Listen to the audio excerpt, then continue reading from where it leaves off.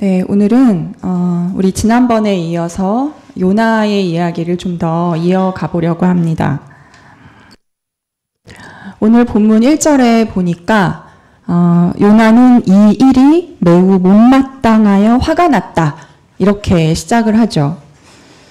이 일, 요나가 못마땅하고 너무 많이 화가 난 이 일이 무슨 일일까? 지난번에 요나가 바다에 던져졌죠. 바다에 던져진 이후에 물고기 뱃속에 들어갑니다. 그리고 3일 동안 그 뱃속에 있게 되고요. 물고기 뱃속에서 기도하는 것이 오늘 요나서의 2장의 본문입니다. 2장에 그 기도가 쭉 나와요. 그러면서 하나님께 감사를 드리고 서원한 것은 무엇이든지 지키겠다 하면서 하나님께 회개와 신앙의 고백을 드리게 됩니다. 그랬더니 이제 주님께서 물고기에게 요나를 육지에다가 뱉어내도록 하셨고 요나는 그렇게 살아나죠. 그리고 나서 3장에 보니까 다시 하나님께서 요나에게 이제 또 말씀하시는 거예요. 니느웨에 가서 외쳐라. 그래서 이제 요나가 그때는 도망가지를 못하고 이제 니느웨까지 가게 됩니다. 니느웨에 가서 딱 한마디 합니다. 40일만 지나면 니느웨가 무너진다. 딱 이 한마디의 소리를 외쳐요. 그런데 놀라운 일이 벌어진 거예요. 어떻게 됐어요? 다 뒤집어져서 회개했어요. 모든 백성이. 게다가 왕까지. 그래서 모든 백성과 왕이 다 통회하며 회개하고 베옷을 입고 하나님께 부르짖기 시작합니다. 그랬더니 하나님께서 어떻게 했냐면 이거 같이 읽어볼게요. 요나서 3장 10절 오늘 본문의 바로 윗절입니다. 요나서 3장 10절 시작. 하나님께서 그들이 뉘우치는 것 곧 그들이 저마다 자기가 가던 나쁜 길에서 돌이키는 것을 보시고 뜻을 돌이켜 그들에게 내리시겠다고 말씀하신 재앙을 내리지 않으셨다. 문제는 바로 이거였어요. 요나는 이것이 너무 못마땅하고 화가 났습니다. 여러분 이때 못마땅하다는 거는 너무나 극심하게 불쾌하고 화가 나서 마음을 주체할 수 없을 정도로 뜨겁게 불타오르는 상태를 이야기합니다. 요나는 하나님이 그들에게 재앙을 내리지 않으신 것이 부글부글 끓어오르게 화가 났습니다. 그래서 오늘 본문에 2절에 보니 이렇게 얘기하는 거죠. 내가 고국에 있을 때 내가 이렇게 될 거라고 말하지 않았습니까? 내가 그래서 서둘러 스페인으로 달아나려고 했던 건 아닙니까? 하면서 하나님은 은혜로우시고 자비로우시고 좀처럼 노하기를 더디하시고 사랑이 한없이 많으신 분이셔서 이렇게 재앙을 거두실 거라는 걸 내가 알고 있었기 때문입니다. 라고 얘기하죠. 이렇게 될까봐 내가 도망갔다. 이거예요. 근데 여러분 지금 방금 얘기했던 요나가 하나님에 대해서 묘사한 바로 이 부분은 전형적인 하나님의 속성에 대한 특성이에요. 성서가 하나님이 어떠하신 분이신가를 이야기할 때 전형적으로 나오는 표현들입니다. 즉 요나는 하나님이 어떠한 분인지를 너무나 잘 알고 있었다는 거죠. 그런데 내가 얼만큼 이게 지금 화가 나냐면 3절에 보니까 제발 내 목숨을 거두어 달라. 이렇게 사느니 차라리 죽는 게 낫겠다. 할 정도로 화가 났다고 얘기해요. 그러니까 요나는 지금 살고 싶지 않을 만큼 너무나 화가 났습니다. 왜냐하면 하나님이 살리시는 분이기 때문이에요. 하나님이 니느웨를 죽이지 않으시고 살리시는 분이기 때문에 내가 죽고 싶다라고 얘기하고 있는 거예요. 하나님의 사랑에 대해서, 하나님의 선하심에 대해서, 하나님의 자비하심에 대해서 지금 화를 내고 있는 겁니다. 여러분, 우리는 이쯤에서 사랑이 많으시고 자비하시다는 것에 대해 화를 또 내고 있는 성서의 또 다른 인물이 떠오릅니다. 오늘 우리가 읽었던 복음서, 누가복음서에 등장하는 큰 아들이죠. 아버지 유산을 들고 작은 아들이 집을 나갔다가 그 아버지 재산을 다 탕진한 이후에 돌이켜서 집으로 돌아왔어요. 그 잃어버린 아들이 돌아왔더니 아버지가 너무 기뻐서 잔치를 준비하고 있을 때 밭에서 일하던 이 큰아들이 이 소식을 듣고 나서 살찐 송아지를 잡았다? 라고 하는 말이 끝나자마자 화가 났습니다. 큰아들이 내고 있는 이 화라고 하는 것을 원문으로 보면 과일에 즙이 이렇게 꽉 차오르는 상태의 표현이에요. 과일에 즙이 점점 서서히 차오르듯이 이 큰아들의 화도 오래전부터 서서히 차올랐어요. 그러다가 즙이 팍 터지듯이 한순간에 벌컥 하고 화가 났던 거예요. 그러면서 얘기하죠. 나는 여러 해를 두고 아버지 곁에 있었고 아버지를 섬기고 있었고 아버지 시킨 일은 다 하고 있었는데 나한테는 염소 새끼 한 마리 잡아주지 않더니 이렇게 아버지 재산을 다 삼켜버린 이 아들이 오니까 그를 위해서 살찐 송아지를 잡으셨다. 그 작은 아들은 이런 걸 받을 자격이 없다는 거예요. 작은 아들에게 베푸는 이 아버지의 사랑과 자비가 너무나 화가 납니다.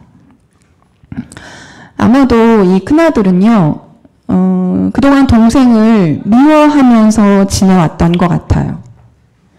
동생은 아버지께 해만 끼치고 아버지의 속만 썩이고 아버지의 재산을 허랑방탕하게 사용하고 허비한 그런 놈이다 라고 여겼을 겁니다. 아마도 동생이 다시 돌아온다? 그럼 얘가 내 재산까지 빼앗는 거 아니야? 이런 위험을 느꼈을 수도 있습니다. 그래서 그 큰아들은 집으로 들어가려 하지 않았다 이렇게 돼 있어요. 그 기쁨의 잔치에 함께 참여할 수가 없었습니다. 여러분, 이 요나와 이 큰아들 왜 이토록 화를 내고 있느냐 하면 하나님이 나를 사랑하지 않아서? 하나님이 나에게 자비를 베풀지 않아서 그래서인가요? 그게 아니라 하나님이 저 니느웨도 사랑하셔서 하나님이 이 작은 아들도 사랑하셔서 하나님이 우리의 이스라엘의 하나님이어야만 하는데 우리만 사랑하셔야 되는데 우리를 핍박하고 우리를 억압했던 그 아시리아 제국의 수도 그 니느웨도 사랑하셔서 화가 납니다. 집 나간 아들보다 아버지 곁에 있었던 그 내가 나만의 아버지로서 사랑을 받아야 하는데 그렇게 잘못한 둘째 아들을 이렇게 극진히 받아주니 또 너무 화가 납니다. 여러분, 그러니까 지금 이 요나와 큰 아들은요, 하나님의 사랑을 독점하고 싶은 자들의 상징적인 인물이에요. 하나님은 이스라엘의 하나님이지 이방인의 하나님은 아니라는 것, 죄인들의 하나님은 아니라는 거예요. 그런 배타적인 선민의식, 그리고 우리끼리라고 생각하는 그 신화적 회원의식이 이들을 이토록 당당한 분노를 터뜨리게 하는 것입니다. 오늘 요나서에 나오는 본문 2절, 2절과 3절에 걸쳐서 여러분 내가 라는 말이 몇 번 등장하는지 한번 보실까요? 2절 볼까요? 2절에 보면 주님 내가 고국에 있을 때에 이렇게 될 거라고 말씀드리지 않았습니까? 내가 서둘러서 스페인으로 달아난 것도 이 때문입니다. 그러면서 하나님은 어떠한 분이시고 재앙마저 거두실 것임을 내가 알고 있었기 때문입니다. 주님, 이제는 제발 내 목숨을 나에게서 거두어 주십시오. 몇 번 나왔어요? 5번. 우리 가은이가 세줬어요. 5번 나왔습니다. 근데 여러분, 이 히브리어 원문에는요, 이보다 더 많은 나라는 1인칭이 들어있어요. 히브리어 자체가 동사의 인칭을 포함하고 있기 때문에 이것을 다 번역하지 않았을 뿐인데, 제가 한번 읽어볼게요. 내가 얼마 나왔는지 여러분이 세어주세요. 알았죠? 내가 청컨대, 이게 지금 생략되어 있습니다. 내가 청컨대, 내가 고국에 있을 때에 이렇게 될 거라고 내가 말씀드리지 않았습니까? 내가 서둘러 스페인으로 내가 달아난 것도 바로 이것 때문입니다. 하나님이 은혜로우시고 자비로우셔서 내리시려던 재앙마저 거두실 것임을 내가 알고 있었기 때문입니다. 내가 원하건대 주님, 이제 내 목숨을 나에게서 거두어 주십시오. 이렇게 사느니 차라리 죽는 것이 내게 낫겠습니다. 몇 번인가요? 10번이에요. 네. 여러분, 온통 지금 이 요나서 앞구절은 내가, 나는, 내가, 나의 수많은 에고, 나로 가득 차 있어요. 성서에서 이렇게 무언가 반복되고 있다는 건 분명한 의도가 있다는 겁니다. 굉장히 많은 나라는 에고로 꽉 차 있습니다. 요나가 어떤 행위, doing을 하는데요. 그 doing의 모든 주체가 다 나예요. 그러니까 요나는 사실 하나님을 나의 뜻대로 움직이고 싶은 겁니다. 그래서 요나는 예언자로서 하나님의 메시지를 전하기는 했지만 그가 했던 행위, 그의 섬김이라고 하는 것은 관상이 없는 doing이라고 할 수 있습니다. 큰아들도 여러 해 동안 아버지 곁에서 아버지를 섬기고 아버지를 도왔지만 그 아들의 섬김 역시 관계가 빠진 doing이에요. 여러분, 이렇게 관상이 없는 활동, 이것은 내가 옳다는 확신, 내 뜻대로 되어야 한다는 통제, 이런 것들을 낳게 되고요. 그만큼 내가 doing한 만큼의 그에 따른 보상을 바라게 됩니다. 지난번에 우리가 나눴듯이 요나서가 쓰여질 당시는요, 바빌론 포로기 이후입니다. 그러니까 북이스라엘도 망하고 남유다도 망한 뒤에 온갖 핍박과 수치를 겪으면서 바벨론으로 끌려갔던 포로들이 이제 돌아오기 시작했던 때, 그 끌려갔던 그 경험의 민족적 상처가 이들의 내면에 아주 가득 넘쳐 있을 때입니다. 이제 포로로 끌려갔다가 다시 예루살렘으로 돌아와서 어떻게 해야 돼요? 이 무너진 이스라엘을 다시 재건하고 또 흩어져 있던 디아스포라 유대인들이 다시 모여서 무너진 성전을 다시 만들어야 되는 그런 때입니다. 이때는 뭐가 중요하냐면 이스라엘이라고 하는 것의 정체성을 다시 재확립하고 공고히 만드는 것이 너무 중요할 때였습니다. 그래서 에스라, 느헤미야서에 있는 성경의 책들은 바로 이러한 배경 속에서 이루어진 책들의 말씀이죠. 그러니까 이때는 우리의 모든 걸 다시 회복하고 재건하고 그리고 갱신하는 것.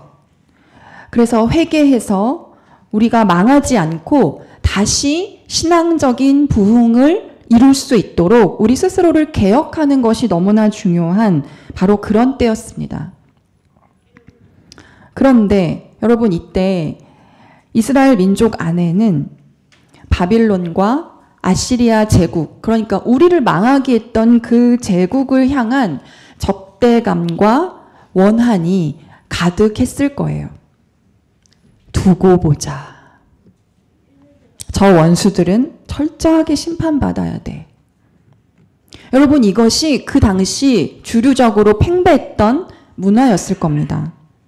여러분, 이럴 땐 내가 아닌 타자, 우리가 아닌 그들, 이런 사람들을 환대하고 수용하는 일이 어렵죠. 그럴 수 있는 내면의 힘을 갖고 있지 않습니다. 전혀 여유가 없어요. 요나라고 하는 인물은 이스라엘 공동체를 표상해요. 그러니까 이 요나는 이런 부정적인 감정, 그리고 그 자신 안에 있는 내면의 그 그림자, 그것을 보고 싶지 않아서 그래서 1장에서는 어떻게 했어요? 도망갔잖아요. 그랬는데 내려가고 또 내려가면서 물고기 뱃속까지 내려갔던 그 하강의 여정을 통해서 요나는 자신 안에 이 그림자를 이제 똑바로 의식하게 된 거예요. 너무나 화가 난다. 많은 사람들은요, 여러분, 요나가 물고기 뱃속까지 가서 죽을 뻔하다 살아났는데 여전히 변하지 않았다. 어떻게 죽겠다고 화를 내고 있느냐. 변하는 게 이렇게 어렵다. 이렇게 얘기하기도 합니다. 그런데 저는요, 회피했던 요나가 물고기 뱃속으로 상징되는 그 자신의 무의식으로 들어가서 그것과 만난 후에 비로소 그 부정적 감정을 드러내고 그것을 직면하게 된 것, 이것이 그 자체로 이미 변화의 과정이라고 보여집니다. 우리는 우리 안에 그 어떤 것을 보아야, 그리고 그것을 느껴야 그것을 떠나보낼 수 있기 때문이에요. 요나는 이제야 여기에 와서 제대로 자신의 적대감과 그 원한, 더 깊은 곳에 있었던 어떤 좌절감과 두려움을 직면하고 있는 겁니다. 어떤 상대를 향한 적대감과 혐오를 내 속에 꽁 하고 품고 있는 한 우리는 나다워질 수 없습니다. 아마도 하나님은 이러한 무의식의 상처를 해결하지 않으면 앞으로 나아갈 수 없다고 하시는 것 같아요. 이스라엘이 당시 자신의 정체성을 재확립해야 된다라고 하는 그 명분으로 적대감, 원한, 이런 감정의 상태에서 철저히 자신의 것을 공고히 지키고 재확립하기 위해 다른 이방 민족들을 철저히 단절시키고 배척하면서 아까 말했던 그 배타적 선민의식, 신화적 회원의식을 강화시키고 있던 바로 그때에 하나님은 그런 요나에게 물으시면서 지금 이스라엘 공동체에게 도전하고 계시는 거예요. 네가 화를 내는 것이 옳으냐. 그리고 바로 이 질문은 큰아들, 누가복음서에 있는 큰 아들에게도 똑같이 적용되는 질문일 것입니다. 여러분, 이러한 요나가 이방인의 하나님이 아닌 이스라엘만의 하나님이기를 바랬잖아요. 그랬던 거라면 큰아들은요, 같은 유대인 중에서도 율법을 잘 지키고 열심히 신앙생활을 해왔다라고 스스로 자부할 수 있는, 그래서 자신들만의 하나님이기를 바랬던 바리새인들, 율법학자들과 같은 부류를 상징합니다. 그래서 우리가 잘 알다시피 큰아들과 같은 그 바리새인들은 예수님에게 끊임없이 불평했어요. 왜 죄인들하고 밥을 같이 먹느냐? 왜 죄인들의 집에 같이 들어가서 사귀느냐? 세리와 죄인들이 구원받는 것에 대해서 도통 납득하지 않았습니다. 그런데 여러분, 중요한 것은요, 이때 이런 그 못마땅한 마음들, 그 불평하는 그 마음들은요, 안 믿는 사람 또는 하나님을 잘 모르는 사람들의 이슈가 아니라는 겁니다. 누구의 이슈예요? 신앙의 여정에 들어선 그래서 믿음 생활을 하면서 나름대로 애를 써왔던 이들이 겪는 문제라는 겁니다. 하나님을 믿고 내가 여기까지 왔는데 하나님의 뜻이 내 뜻과 안 맞아. 하나님 뜻을 내가 납득할 수 없어. 아무리 그래도 이건 아니지 하면서 터져 나오는 그 좌절과 분노라는 거예요. 그러니까 여러분, 이 요나와 큰 아들은요, 영적 여정을 걸어가고 있는 바로 우리 자신을 상징하고 있는 겁니다. 그래서 이들의 좌절과 분노는 바로 우리가 지금도 겪고 있는 좌절과 분노라는 거예요. 그동안 우리가 신실하게 신앙생활도 하고 섬김과 봉사도 열심히 성실하게 해왔는데 그렇다면 이건 좀 이렇게 되어야지. 그게 공평한 거지. 이런 보상이 있어야지. 이건 내가 참을 수 없지. 이것까지 내가 참아야 하나? 두고 보자. 라고 하면서 타자가 들어갈 틈이 우리 안에 전혀 없어지는 상태를 이야기하는 겁니다. 그리고 이것은 분명히 하나님의 신성한 치유가 필요한 우리의 연약함이에요. 요나는 하나님이 네가 화를 내는 것이 옳으냐라는 그 질문에 답하지 않고 이제 그 성읍에서 빠져나옵니다. 그래서 요나는 니느웨 성읍 동쪽에 이제 머물면서 초막을 지어요. 잠시 머물 거처, 임시 거처를 마련합니다. 초막을 짓고 그 그늘 아래 앉아 있어요. 왜 집에 안 가고 그러고 있는 거죠? 왜냐하면 혹시나 망할지도 모르니까. 내가 어떻게 되는지 보려고. 이때 초막을 지었다라고 할 때도요, 이 가로 안에 생략된 말이 자기를 위하여라는 말이 생략되어 있어요. 자기를 위하여 초막을 지었습니다. 자, 그런데 이제 하나님은 이 요나를 향한 치유의 퍼포먼스를 시작하십니다. 무엇을 마련하심으로? 박넝쿨을 마련하심으로. 요나가 이제 초막에 앉아 있는데 머리 위에 박넝쿨이 이렇게 자랍니다. 이파리가 굉장히 넓어서 그늘이 질 만한 그런 박넝쿨이 생겼습니다. 너무 시원하니까 기분이 너무 좋았어요. 그래서 여기에 요나는 기분이 무척 좋았다라고 돼 있어요. 박넝쿨 때문에 그렇게 사실은 많이 화가 났던 요나가 기분이 너무 좋아진 거예요. 그런데 이것은 하루를 가지 못하죠. 다음 날 아침에 하나님께서 두 번째로 무엇을 마련하셨죠? 벌레를 마련하셨어요. 박넝쿨을 갉아먹었습니다. 그랬더니 박넝쿨이 시들고 말았어요. 여기서 시들었다라는 말의 그 히브리어는 문자적으로 봤을 때 멸망을 뜻하는 단어입니다. 요나가 니느웨를 향해서 멸망하기를 바랬던 것을 상기시키기 위한 장치예요. 그렇게 박넝쿨이 멸망해요. 시든 뒤에 세 번째로 찌는 듯이 더운 뜨거운 동풍을 마련하셨습니다. 그러니까 해가 뜨기 전에 박넝쿨이 시들었어요. 해가 딱 뜨고 난 다음에 뜨거운 동풍이 막 오는 거예요. 요즘 날과 같다고 보시면 되겠죠. 죽겠죠.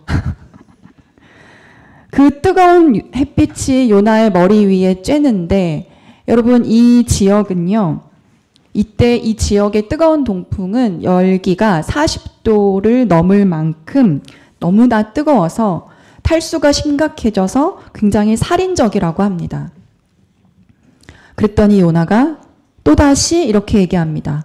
이렇게 사느니 차라리 죽는 것이 더 낫겠습니다. 그랬더니 하나님이 다시 물으십니다. 박넝쿨이 죽었다고 네가 이렇게 화를 내는 것이 옳으냐? 그랬더니 뭐라 그랬어요? 옳다 뿐이겠습니까? 나는 화가 나서 죽겠습니다. 라고 얘기해요.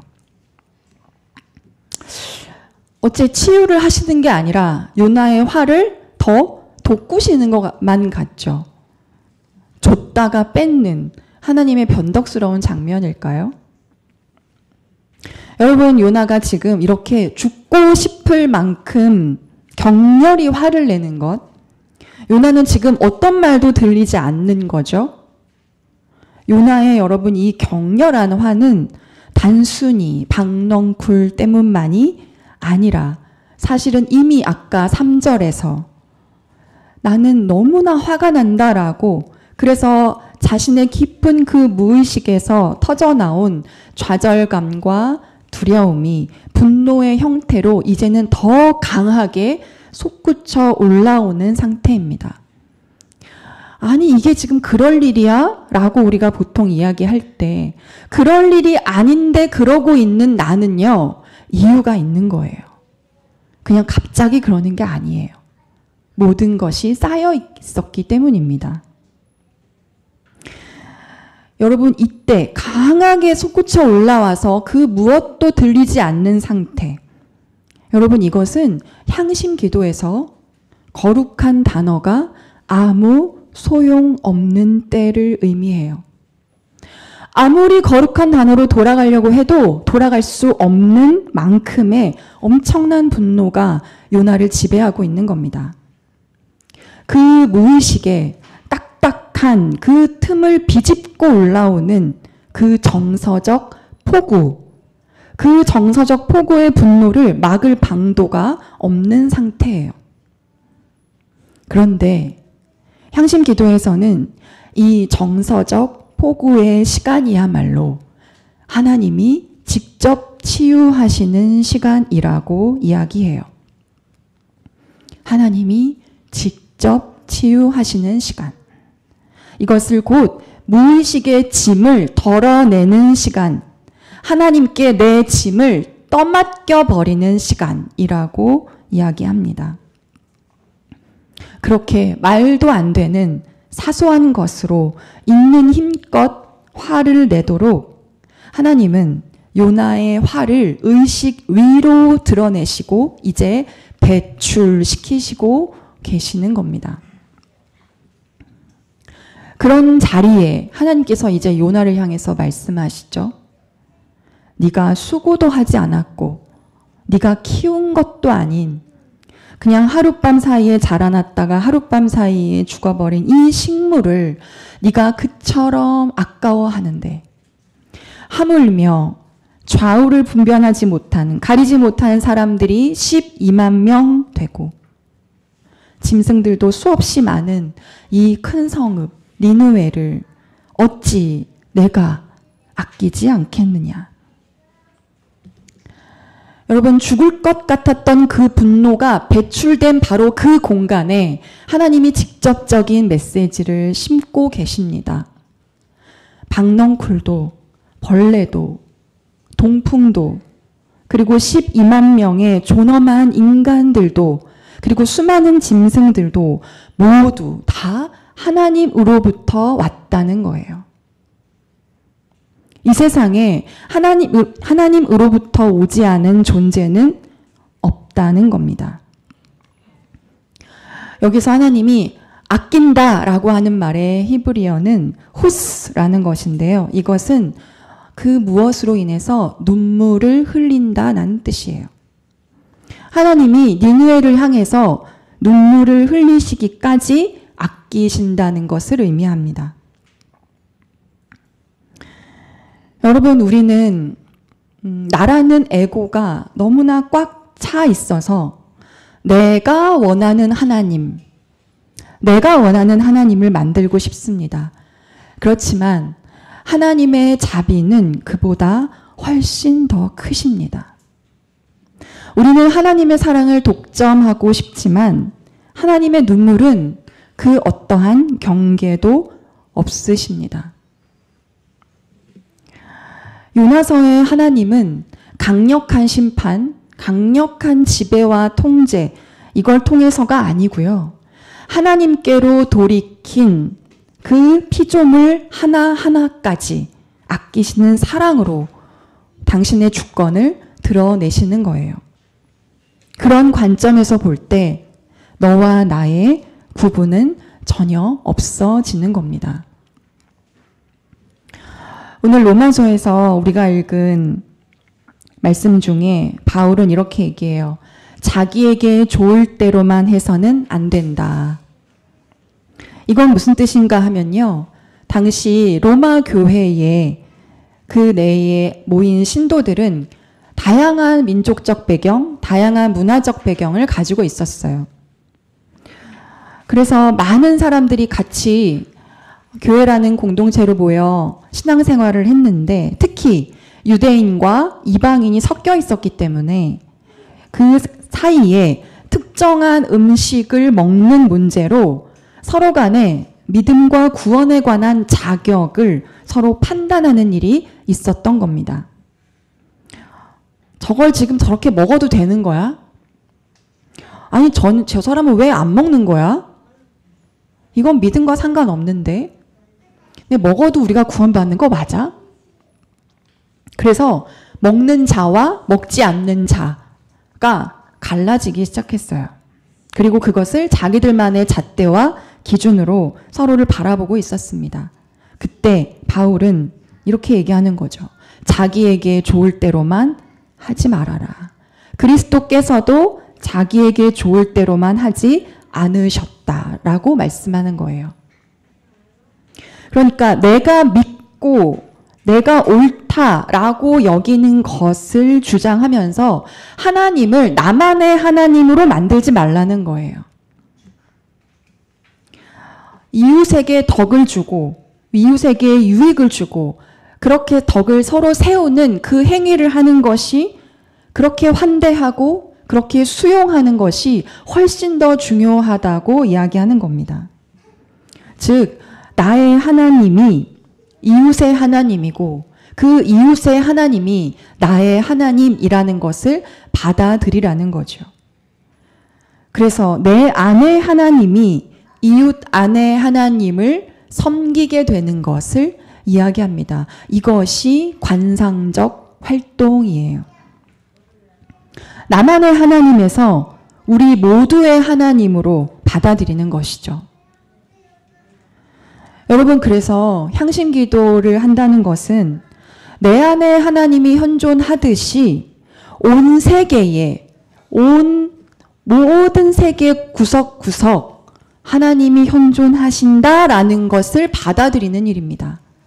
내가 혼자 향신 기도를 하는 것이 아니라 내가 향신 기도를 한다는 건 내 안에 하나님을 받아들이는 것, 내 안에 현존하시는 하나님을 받아들이는 것이고 그것은 곧 온 세상 안에 현존하시는 하나님을 받아들이는 일이에요. 그래서 그냥 개인적인 기도가 아닙니다.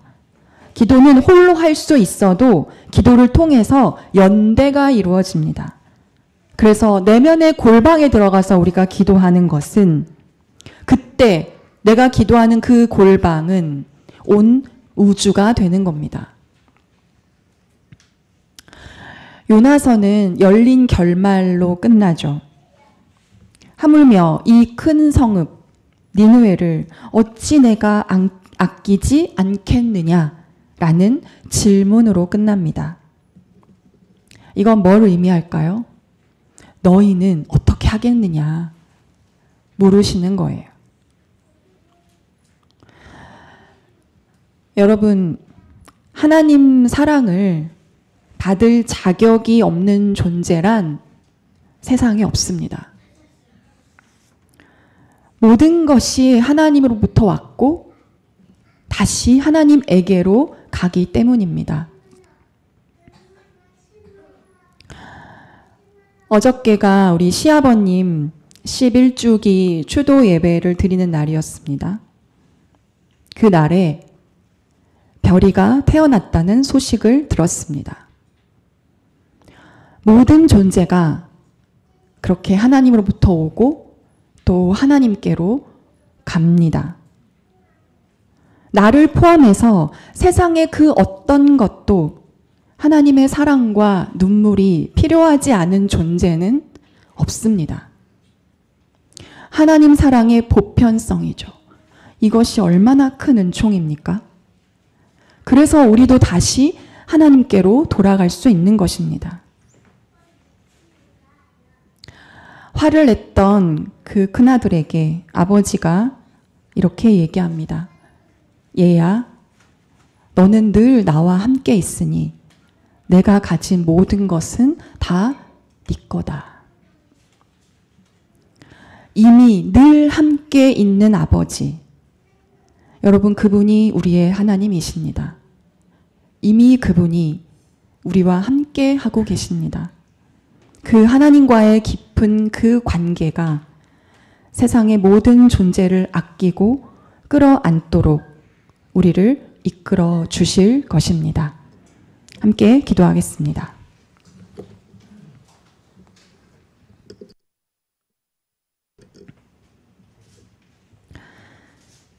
내가 원하는 하나님보다 더 크신 자비의 하나님,